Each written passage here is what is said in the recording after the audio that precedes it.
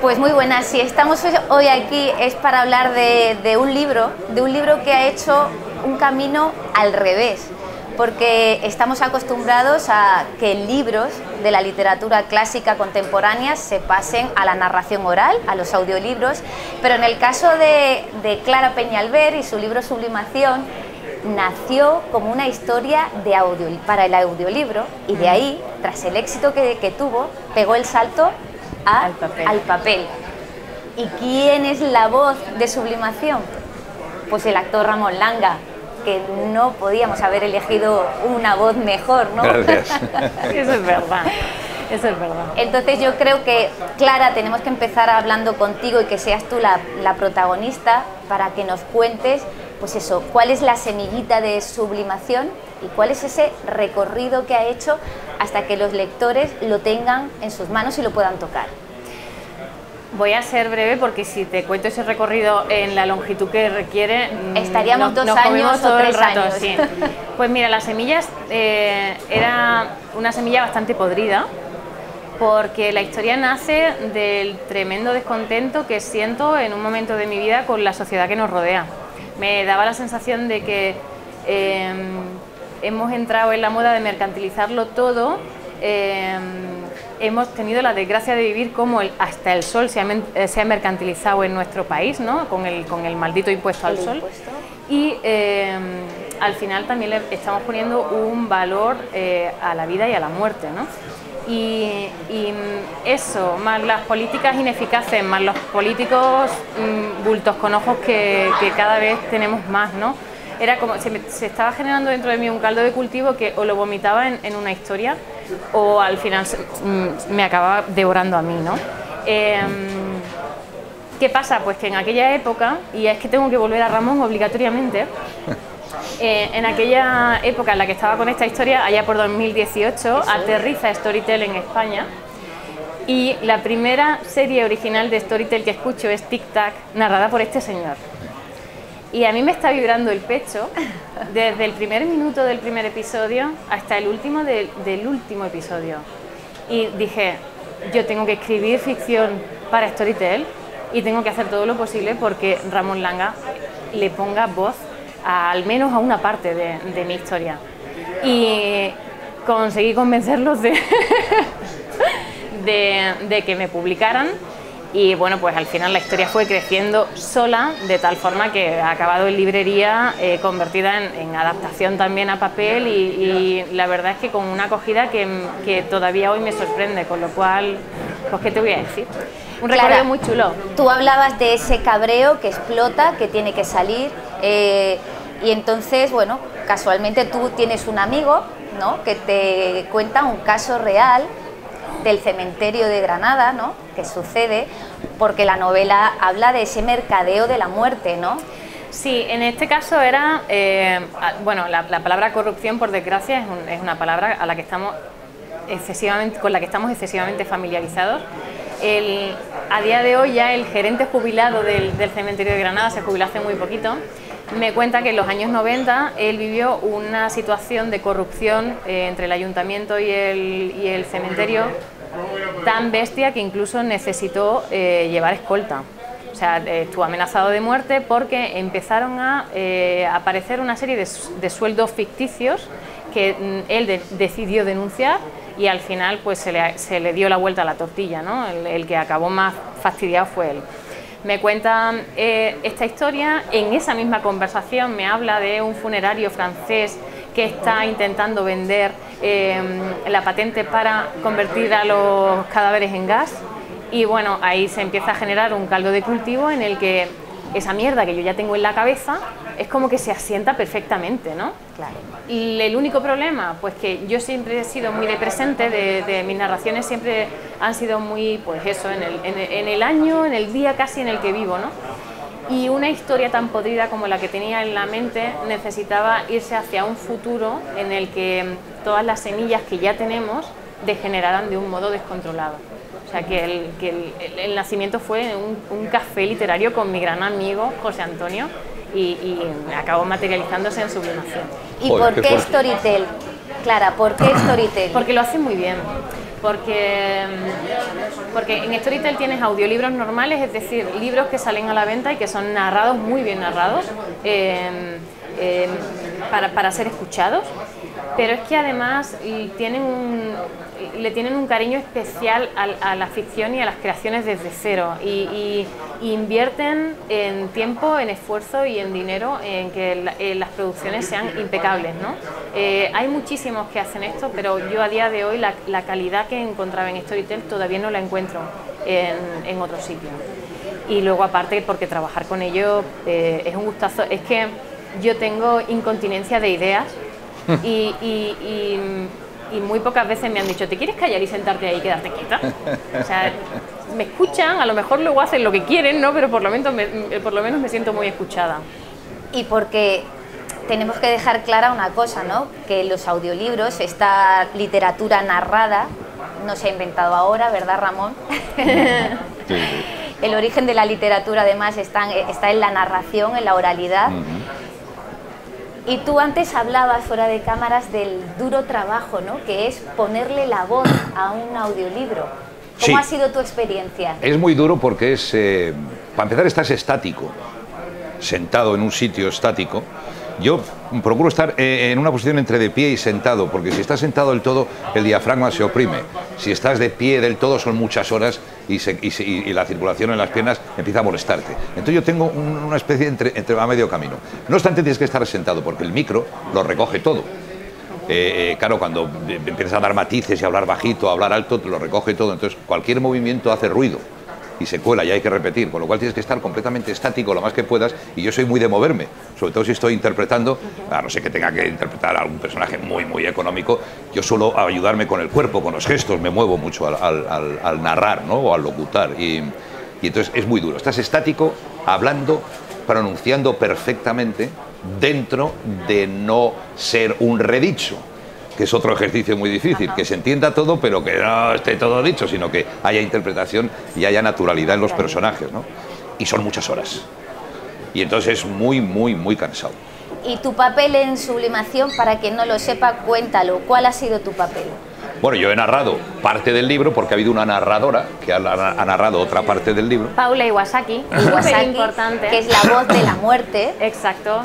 Y Ramón es ese narrador. Soy el narrador general, bueno, y he narrado muchas partes de la narración y luego he narrado a varios personajes, cambiando las voces, que eso es divertidísimo.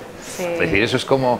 y sobre todo en el caso de Sublimación, porque hay personajes tan dispares y tan distintos, desde la seria Renata, la secretaria, que es como un témpano de hielo, súper eficaz, súper correcta, súper perfecta, ella, hasta Dante Hermo, que está un poquito más abandonado, más perdido, más confuso, más ingenuo. Sí, perdido, ¿no? Los chavales que a veces están como cabras y a veces están como jugando las aventuras, como si fuera Peter Pan, ¿verdad? Una cosa.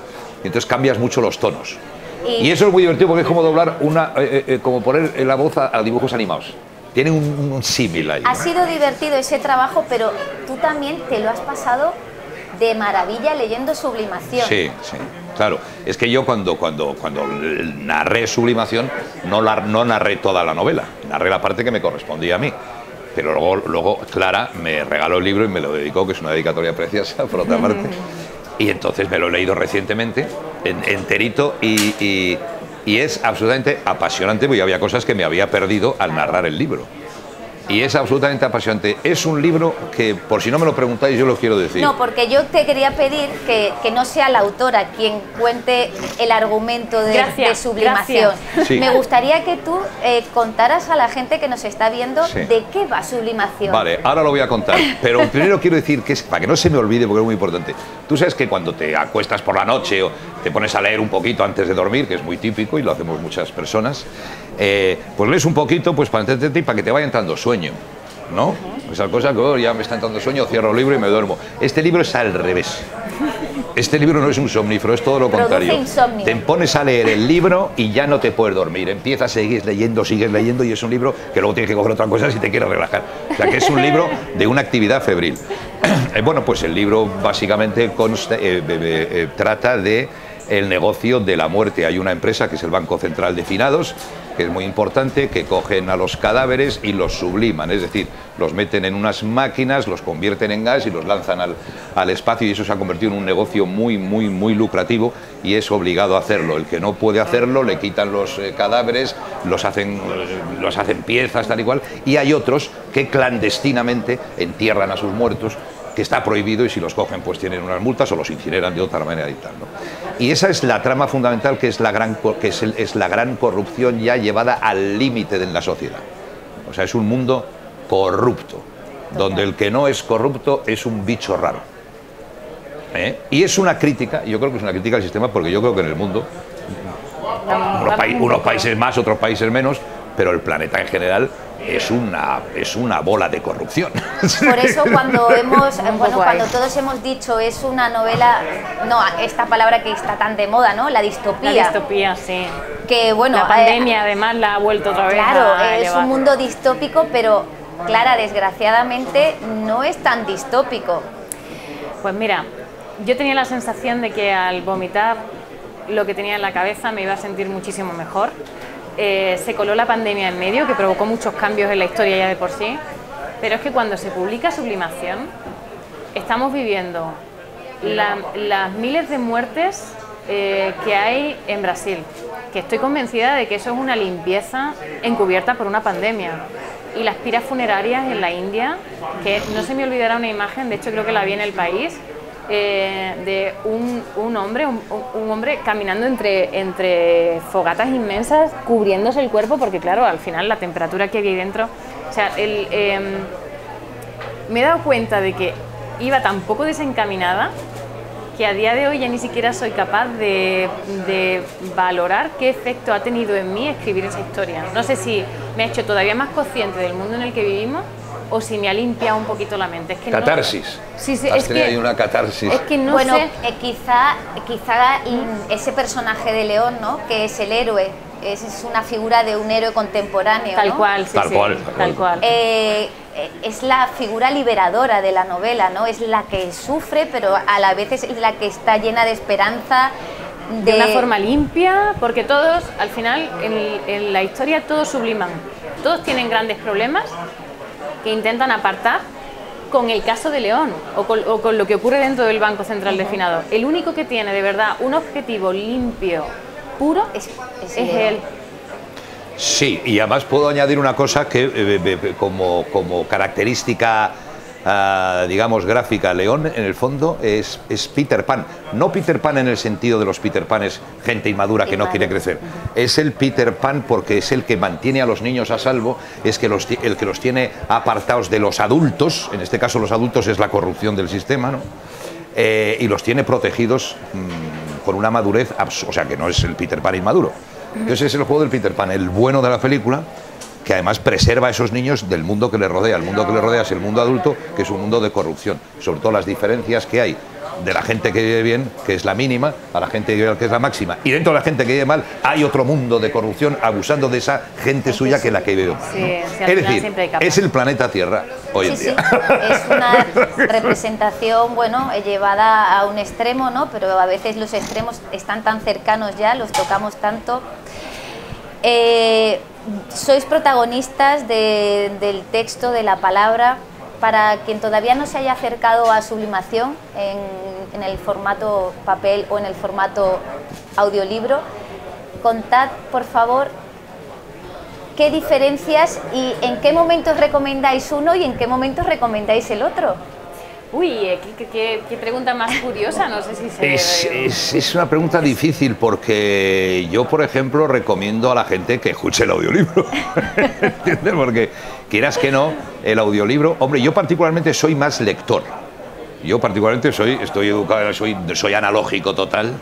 Y creo que no me voy a mover de ahí, desgraciadamente. De hecho, se abrió Instagram para la presentación en Instagram de Sublimación. Bueno, qué historia. Has conseguido algo muy grande. Es cierto que cuando tú lees un libro, lo lees tú tranquilamente en tu sillón de tu casa, tú pones tus tonos o tu imaginación se va por otro lado. Cuando te leen el libro, lógicamente ya te dan unos tonos, una interpretación que trata de ser, por lo menos en mi caso y en el caso de otros tantos actores que leen libros, trata de ser lo más fiel a lo que el autor o la autora en este caso, joder, pues quieren decir, ¿no? Entonces te metes en el libro. Entonces, yo me imagino, si fuera en mi coche conduciendo, yo iría escuchando un audiolibro. Bueno, es que si yo estuviera en mi casa haciendo cosas que no me da tiempo a ponerme a leer, estaría escuchando el audiolibro. Y es maravilloso, porque vamos a ver, hay mucha gente que no lo conoce, pero los que son de mi edad, incluso un poco más joven, se tendrán que acordar de cuando escuchábamos novelas en la radio y cuando escuchábamos teatro en la radio, y era una cosa maravillosa. Yo recuerdo que de niño me dormía escuchando la radio, las novelas aquellas. Y era fascinante escucharlo. Y tenía la virtud de concentrar a las familias, exacto, ¿no? Incluso a los vecinos. Había un vecino que era el que tenía la radio y era el que, bueno, al que acudía todo el vecindario. Precioso. Y cuando el teatro era narrado, ahora ya se está empezando a vislumbrar que se quiere empezar a hacer otra vez, cuando se esté haciendo del todo, fenomenal, porque tendremos, todos los actores tendremos mucho trabajo, eso estaría muy bien, pero fundamentalmente es que la palabra, cuando escuchas, por ejemplo, en la radio un audiolibro, la palabra te transporta, tú no estás viendo nada más que estás oyendo, y la imaginación, tú haces los decorados y te los estás imaginando. Sí. En el caso de Sublimación, es que los decorados son tan alucinantes, es decir, cuando estás en los suburbios estos y los carroñeros salen de las basuras y tal, estás oliendo. Yo estoy oliendo lo que me está contando Clara en el libro. Oye, eso que lo he hecho bien, ¿eh? Impresionante. Y cuando estás en las zonas altas, que están en esos sitios con ese glamour, ese brillo, esa falsedad acojonante, ahí estás viendo, estás como si estás teniendo la copa al champán en la mano y estás tú deslumbrado. Es una novela que impresionante se cómo lo huele, describes, ¿no? impresionante. Que se escucha. Sí.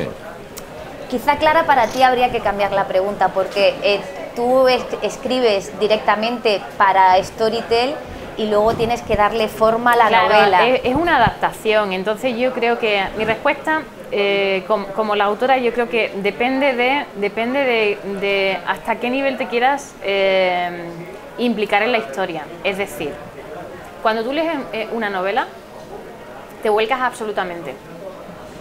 Cuando escuchas un audiolibro, en este caso un original, que está escrito para ser escuchado con efectos especiales y demás, te están dando una ambientación y por lo menos lo que yo experimento es que a mí se me llenan los ojos, ¿no? Cuando lo estoy escuchando, estoy en medio del barullo, y hago un trabajo que no hago cuando leo, que es que se me dibuja todo alrededor, ¿no? Claro. Entonces depende de la experiencia. Yo es que soy una gran amante de la novela y una gran amante de la ficción sonora, con lo cual me corto un brazo si te digo que te decantes por una o por otra, porque yo siempre las disfruto las dos. Bueno, además esto de preguntar a quién quieres más, a papá o a mamá, esto es horrible, hombre, ¿no? eso es la respuesta muy fácil, tengo días. No, eso, pero no te creas, ¿eh? No, yo no soy de casarme con nadie, lo que pasa es que en este caso sí que estamos hablando de algo que para mí es muy pasional, ¿no? Entonces no me resulta tan fácil desprenderme de uno o renunciar a una parte, depende del momento también. Sí. Claro, lo que sí digo es que la gente que no se haya adentrado en la creación, o sea, en las ficciones sonoras con efectos y demás, sí que recomiendo que prueben a escucharlas, porque la experiencia es completamente distinta. Es que una cosa es un audiolibro y otra cosa es una ficción sonora. Porque una ficción sonora es que tú puedes estar disfrutando de una serie estilo Netflix o HBO sin imagen. Ahí, y eso es algo que quizá en España tenemos que ir empezando a educar a la gente, ¿no? Porque si aceptamos las adaptaciones cinematográficas de grandes obras literarias, y sin embargo el sector del audiolibro pues lo está haciendo muy bien, pero todavía le queda... Bueno, es que es muy joven. Claro, estamos hablando de... Estamos en pañales, estamos en pañales. 2018, es que realmente la pandemia ha acelerado un crecimiento que ya iba al alza.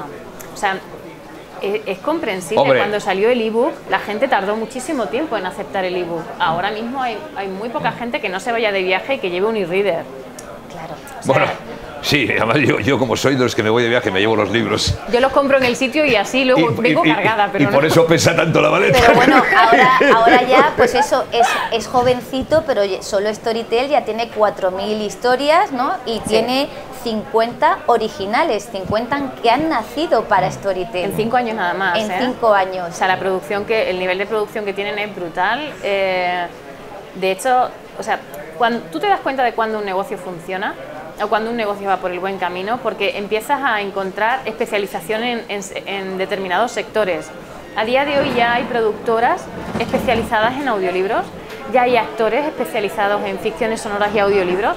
O sea, cuando tú ya ves que entras en LinkedIn y te encuentras a un montón de perfiles en los que aparece esa especialización, es porque el mercado está pidiendo especialización, ¿no?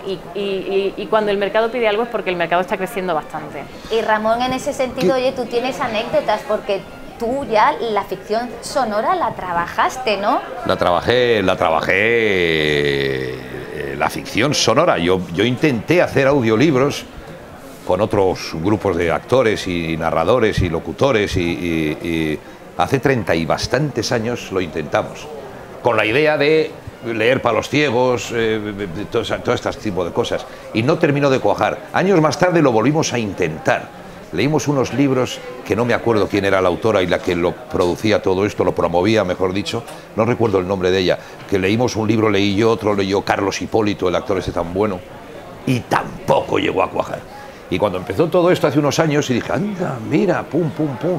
Y me llamaron de Storytel para hacer TikTok, o tic-tac, y ya, anda, mira, coño, pum, pum, esto va. Y entonces vi que empezaba a florecer, y para mí fue una gran noticia, sobre todo porque has dicho antes la palabra negocio o mercado. La palabra negocio, si queremos ser puristas, no suena bien. La palabra mercado, si queremos ser puristas, no suena bien, pero todo depende de a qué se dedique el negocio y a qué se dedique el mercado.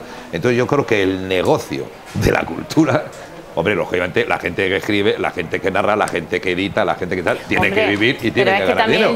Pero es que ese son los negocios, es un negocio que cuanto mejor sea ese negocio, mejor será para la sociedad, porque será que la gente lee, que la gente escucha audiolibros. Aparte, Ramón, ese es el negocio que hay que perseguir. Aparte, punto. Ya ha llegado el momento en el que también tenemos que reivindicar que nuestro trabajo como productores de cultura, como creadores de cultura, también requiere que podamos cobrar por ello. Es decir, claro, al final las editoriales existen para ganar dinero porque de ellas depende muchísima gente que tiene familias y que pretenden comer cada día. Exacto. O sea que que sí que la palabra negocio y mercado quedan extrañas cuando las asocias a la cultura, pero realmente tiene que ser así. Lo malo es cuando se convierte en mercadeo. Que ya es algo completamente distinto, ¿no? Pero lo que te decía antes, que después de todos esos intentos han tenido que ser los suecos bueno, los que nos ayuden a descubrir los chulos que son los audiolibros, porque yo de verdad, cuando escuché a este señor en TikTok, es que yo no me podía creer que este formato no se hubiese explotado y explorado antes. y cuando escuchaste a Ramón Langa en Sublimación, ¿para ti Sublimación cambió? Bueno, sí, eso sí es cierto. Cambió mucho, creció un montón, primero porque yo decía con la boca pequeña, podría estar Ramón Langa, yo decía con la boca muy pequeñita. Cuando escuché el resultado, además, evidentemente entre la audioserie y la novela hay muchas diferencias. La principal es que la audioserie abre con el doctor Noé Sabin hablando en una grabación bueno, pues como si lo hubiese hecho en plan casero, ¿no? A mí tuve un pellizco en el pecho cuando abre y empieza con esta voz grave, con esos filtros que le ponen para que suene todo como con interferencia. O sea, para mí fue muy mágico, porque claro, conozco este mundo con él, escribo con el pensamiento aquí atrás de podrá ser él, y al final que él llegue y redondee lo que he escrito, me parece, vamos, es fabuloso. Ojo, Paula Iwasaki hace La muerte también. O sea, al final es un trabajo dual. Él cuenta la verdad y La muerte manipula al oyente. Entonces el tándem funciona muy bien.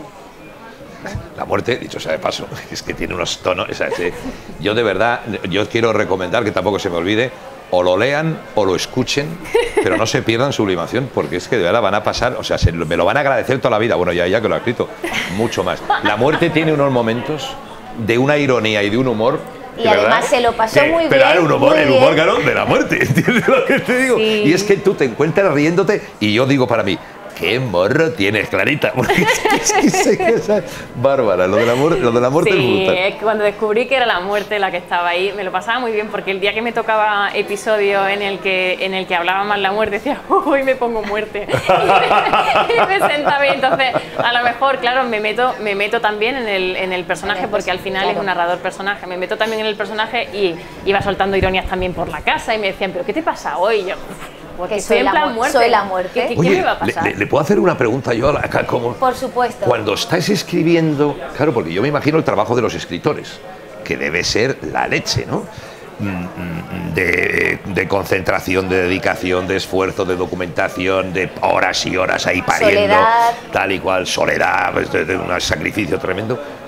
¿Os pasa que os tenéis que desprender o no, cuando estáis escribiendo metidos en un personaje en concreto, o una situación o una secuencia en concreto, te pasa que luego estás como poseída de eso y no eres tú, A ver, claro, es que depende del tipo de autor que sea. En mi caso, por suerte o por desgracia, me meto en la piel de los personajes. Entonces, si le tengo que dar mucha voz a uno en concreto, y ese personaje lo pasa mal, yo luego tengo un buen rato hasta que me libero de las sensaciones. Joder. Si pasa angustia, si pasa miedo, si pasa... Todo eso al final me lo llevo yo también, sí. Hay autores a los que envidio, que escriben maravillosamente bien y provocan todo eso en el lector, pero escriben como desde aquí, ¿no? Ahora le toca decir... Porque la mayoría de las veces sucede que el personaje está tan bien creado que casi al final anda solito. Sí, es que lo tienes que dejar andar. Y es el personaje el que te va a llevar a ti como creador. Sí. Esa es la magia también de la escritura. Yo cuando escribo tengo la sensación de que voy como por un túnel neblinoso, voy resolviendo cosas y me van apareciendo los personajes que tienen que acompañarme en cada momento. Cuando ese personaje me toca, al final me siento cómo se está sintiendo ese personaje. Es que yo alguna vez he leído de algunos escritores que cuando les hacen entrevistas, y grandes escritores, que dicen, ¿cómo crea usted el personaje? Y alguna vez he oído, no, es el personaje el que me encuentra a mí. Yo me pongo ahí a bucear, a hacer cosas, de repente vienen a mí y Pero Ramón, como vuestro trabajo... Claro, yo digo, joder, es alucinante. Pero Ramón, como vuestro trabajo, ¿qué pasa? Que nosotros quizá tengamos un poquito más de personalidad múltiple. Pero claro, realmente tú cuando te metes en un papel... Para que yo de verdad te perciba a ti como ese personaje que estás interpretando, yo doy por sentado que tú en ese momento te estás sintiendo como ese personaje, que cuando tú lloras de verdad. De eso se trata, a veces se consigue, a veces no, pero cuando tú haces de Spínola, sí, así Spínola, sí. Ese tío aguerrido con ese humorcito, ese puntito picante, o sea... Yo veo ahí Spínola porque entiendo, interpreto. Sí, claro, que has trabajado un personaje está primero. Siendo Spínola de verdad. Pues al final es lo mismo, solo que eso un poquito más degenerado a nivel mental, porque claro, al final nosotros estamos como más, pues eso, se nos desdobla la personalidad, ¿no? Hombre, nosotros tenemos una ventaja por tu trabajo, porque nosotros ya nos dan el texto hecho, o sea, yo no creo el personaje. Quiero decir, no creo el personaje literario, luego lo hago mío, claro, una vez ensayado. Pero ya está escrito en un guión, o sea que nosotros tenemos medio trabajo hecho ya, o sea que lo nuestro es más fácil, yo creo. ¿Te has quedado con más ganas de sublimación? ¿Nos puedes adelantar? Bueno, estoy súper contenta. Oh, qué buena pregunta que me acabas de hacer. Sí, de hecho me dijeron, creo que es una de las series más escuchadas de la plataforma, y antes de lo que yo esperaba me han pedido la segunda temporada, se llamará Represión. Firmaré contrato la semana que viene, estaré sentada escribiendo en una semana y media como mucho. O sea que tengo muchísimas ganas de volver a meterme en la piel de la muerte. A Langa le tengo otro papel esta vez. No sé cómo de tocado va a acabar, pero a él le tengo otro papel esta vez. Pues ahora ya estoy con esa parte de personalidad múltiple en la que de repente, como a mí me van acompañando siempre, pues ahora estoy en esa fase en la que estoy sentada a una mesa en una cafetería y si me he llevado, pues no sé, si me he llevado a la cocedora de huesos, que es uno de los personajes que aparecen, pues sé perfectamente cómo estaría actuando la cocedora de huesos mientras estamos sentadas a esa mesa, ¿no? O sea que estoy en esa parte. Sublimación. Joder, qué pintón tiene, ¿eh? Sí, Joder, qué pintón tiene. Es que la niña lo hace muy bien, entonces... Es buenísimo. Sublimación son 10 capítulos. Sí. Esta nueva entrega también te la planteas con ese número de capítulos. Voy a hacerla en 13, la voy a romper en 13. Me lo he pasado súper bien generando las unidades, los episodios por unidades, porque yo me lo tengo que pasar bien escribiendo, o sufrir mucho escribiendo, da igual, emocionarme.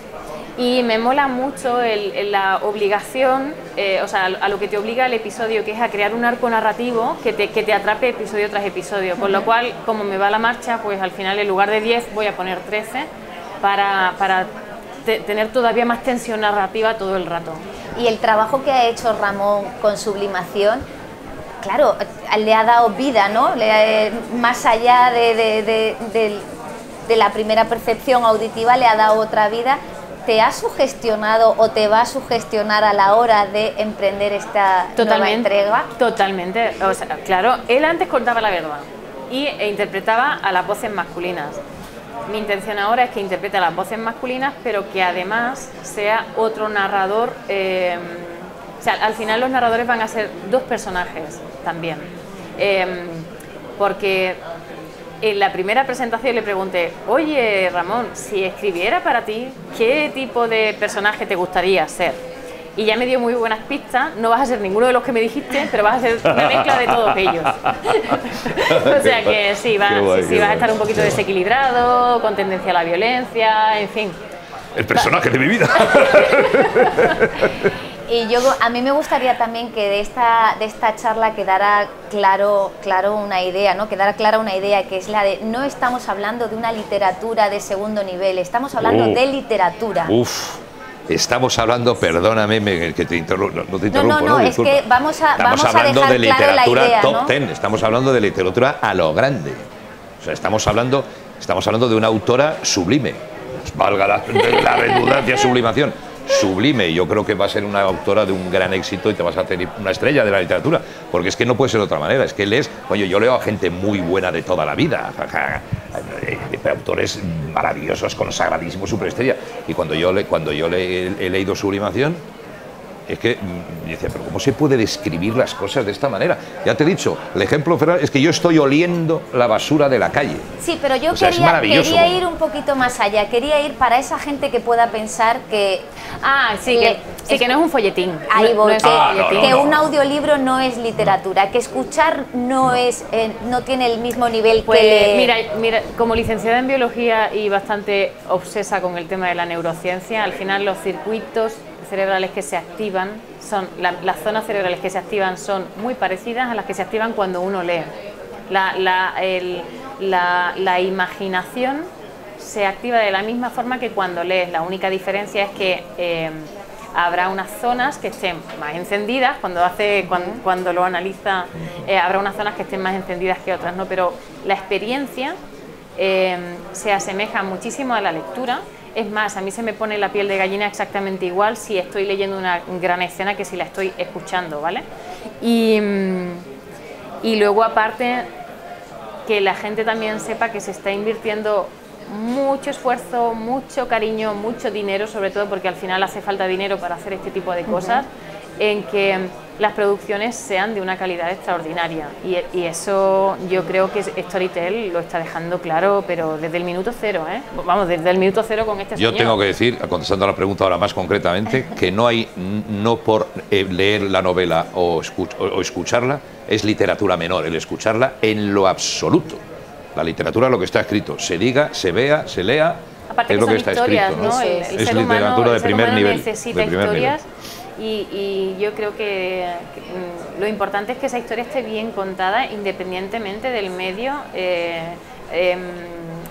a través del que haya llegado a ti, ¿no? No, y por eso tenemos que volver a recordar, ¿no? La literatura nació para ser contada. La tradición oral, sí señor. Y esto es, como tú bien has dicho, ¿no? Esto es narración oral con la tecnología de su mano. Sí, la tecnología más puntera, de hecho, sí señor, lo es. Yo creo que estamos, de verdad, los que no hayáis leído nada de Clara, o no hayáis escuchado nada de Clara, no os lo perdáis, vais a descubrir a una autora impresionante, impresionante. Y ya por cerrar un poquito, ¿qué aspiráis de este sector, de este nuevo mercado que, como hemos dicho, está en pañales, lleva 5 años, pero es un sector que va creciendo poquito a poquito, pero cada vez con mayor aceptación, ¿no? Mira, te respondo muy rápido porque yo creo que mi respuesta, cuando me hacen este tipo de preguntas relacionadas con mi trabajo, casi siempre es la misma. Lo que yo espero de este sector es que pase el tiempo y yo me lo siga pasando igual de bien trabajando en él. Es lo que pido, evidentemente que funcione, porque si me lo paso bien quiero que siga funcionando, pero para mí la máxima en mi trabajo, por eso trabajo tantas horas y no me pesan, es que siga quedando un pozo de satisfacción y de haberlo disfrutado todo muchísimo, aunque me haya supuesto sufrir mucho en muchos momentos, pero que el balance sea siempre positivo. Eso es lo que espero. Yo espero, egoístamente en primer lugar, porque si no, no sería egoísta, pero es verdad, es que hay trabajo para los actores y para los dobladores y para los locutores, sí, eso pues hay trabajo.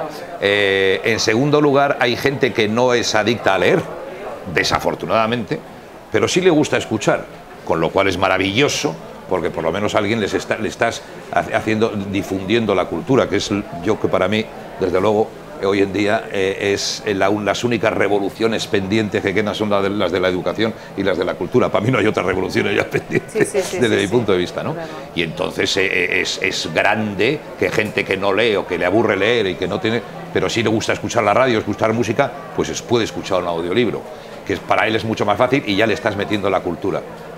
Yo creo que esas son las grandes ventajas que tiene este medio. Yo creo que con ese mensaje podríamos cerrar, ¿no? La literatura oral es cultura, la cultura es necesaria ahora más que nunca, sí, así que larga vida al audiolibro y que nos sigáis regalando historias tan apasionantes como Sublimación. Larga vida al audiolibro y larga vida a los escritores que escriben libros para que se lean y para que se oigan. Pues, muy buen cierre. Yo creo que con eso nos despedimos. Gracias. Gracias.